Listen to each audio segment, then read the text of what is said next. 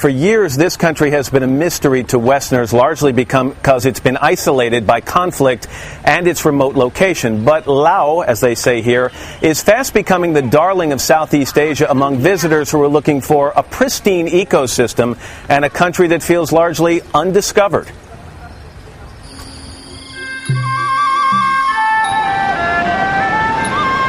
Beautiful places, smiling faces. This is Laos. One former monarch dubbed it the land of a million elephants. The Lao people descended from China along the mighty Mekong River, and it's believed the people of Cambodia first called Laos home. In fact, Wat Pu, a Khmer-style temple in southern Laos, is said to predate the more famous Angkor temples of its Cambodian cousins. Laos is a country where visitors can come and still discover unexplored places.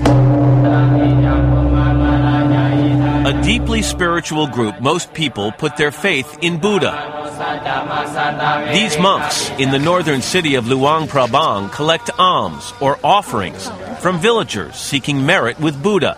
Perhaps it was Laos' deep spirituality that helped this country navigate through its difficult history.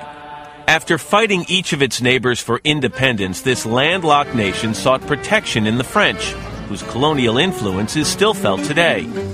Years after gaining sovereignty in 1953, the country was pulled into another war, a secret war. By the early 1960s, America had begun to fight the spread of communism in North Vietnam and Laos. In a covert operation, the U.S. trained and armed the Hmong ethnic group, who themselves opposed communism. U.S. attacks on the Laos-Vietnam border earned this country the dubious distinction of being the most bombed country per capita in history.